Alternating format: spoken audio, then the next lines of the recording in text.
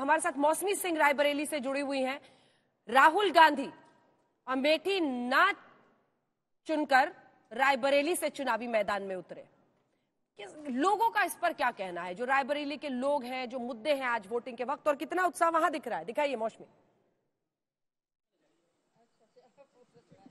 जी जी जी, एक सेकंड। यहाँ पे कुछ वोटर्स बहुत देर से वेट कर रहे थे, अंजना, उनसे भी बात करेंगे। पर आपको बता दें, राहुल गांधी कुछ ही देर में पहुंचने वाले हैं। अमूमन ऐसा नहीं होता कि राहुल गांधी अपनी कॉन्स्टिट्यूंसी में जहां कैंडिडेट होते हैं जाते हैं, पर माहौल काफी गरमाया हुआ है और उनको ये सलाह दी गई कि वो अपने क्षेत्र में रायबरेली में जरूर आए, क्योंकि यहाँ से लड़ रहे हैं चुनाव। तो वो यहाँ हरचंदपुर और बछरावा, जो कि अभी एसपी के खाते में, उन विधानसभाओं में जाएंगे। और कुछ लेडीज यहाँ पे बहुत देर से इंतजार कर रही थी। मैं कह रही हूँ रायबरेली के वोटर्स में लंबी कतारें भी पीछे आप देखिए। मैं कहूंगी शगुन को दिखाएं, एक उत्सुकता है। मैं देख रही हूँ गर्मी भी है, फिर भी आप लोग सब बाहर निकले। बहुत देर से हम लोग भाई खड़े हैं, बहुत स्लो काम चल रहा है। स्लो काम चल रहा है। पर ये बताइए मैडम कि मुद्दे क्या हैं आप लोग के? मतलब पार्टी नहीं, पर मुद्दा क्या है रायबरेली? नहीं, बस मुद्दा है क्या कि भाई विकास हो क्षेत्र का, और क्या मुद्दा। चाहे पार्टी तो कोई भी पार्टी हो, विकास करे। हाँ। और उम्मीदवार जानती हैं आप कौन कौन है, कहाँ कहाँ से लड़ रहे हैं? हाँ, उतना तो है पता। तो यहाँ पे देखिए काफी लंबी कतार आपको दिख जाएगी अंजना, और दिलचस्प है मुकाबला, क्योंकि एक तरफ दिनेश प्रताप सिंह है जो कांग्रेस के खेमे से ही आए हैं, अब बीजेपी में हैं, बीजेपी का किला मजबूत कर रहे हैं। और राहुल गांधी यहाँ से पहली बार चुनाव लड़ रहे हैं।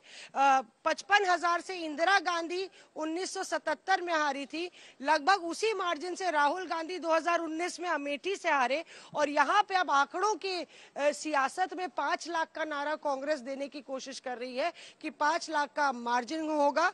लेकिन खेल आसान नहीं होगा, क्योंकि दिनेश प्रताप सिंह यहाँ पे स्थानीय नेता है। और ये देखिए कितनी लंबी कतार लगी हुई है, इस पर भी जरा नजर दौड़ा लीजिए। तो दिनेश प्रताप सिंह स्थानीय नेता हैं। अमित शाह से लेके तमाम, योगी आदित्यनाथ, तमाम बीजेपी के दिग्गज यहाँ पे रायबरेली में उन्होंने बीजेपी का किला मजबूत करने का काम किया है। पर रायबरेली के वोटर्स, इस पूरी बेल्ट में आप देखिए अवध क्षेत्र में वोटर्स बहुत ही ज्यादा पॉलिटिकली अवेयर होते हैं, जागरूक होते हैं। उन्होंने बड़ी सियासतें देखी, रायबरेली से प्रधानमंत्री होते देखा, तो वो सोच समझ के वोट करते हैं। मुझे लगता है स्थानीय मुद्दे भी कहीं ना कहीं इस बार हावी होते हुए नजर आ रहे हैं। नेहा, आपके साथ शुरू करते हुए, लखनऊ में वोट डाल दिया है राजनाथ सिंह ने, लेकिन इस बार यूपी पर नजर है, क्योंकि यूपी में राम मंदिर निर्माण और उसके बाद बीजेपी में एक उत्साह तो है ही कि हम ज्यादा सीटें गेन करेंगे, हम अपने 2014 की परफॉर्मेंस से भी बेटर जाएंगे। विपक्ष कह रहा है फिसलेंगे। बिल्कुल अंजना, 80 में से 80 का दावा है उत्तर प्रदेश में, लेकिन नैरेटिव आपने देखा है कि तभी सेट हो गया था जब राम मंदिर का उद्घाटन हुआ था, और बेहद नजदीक है यहाँ से अयोध्या। जाहिर तौर पर उसका प्रभाव यहाँ लखनऊ में भी वोटिंग पर देखा जाता है। लेकिन कई राजनीतिक ये मानते हैं, कई जानकारों और एक्सपर्ट्स का ये मानना है कि यहाँ पर लखनऊ में दरअसल धर्म, जाति और तमाम अन्य फैक्टर्स का उतना प्रभाव नहीं रहता है। ये बीजेपी का गढ़ है, ये बीजेपी का 33 साल से गढ़ रहा है। ये 1991 में सिलसिला शुरू हुआ था।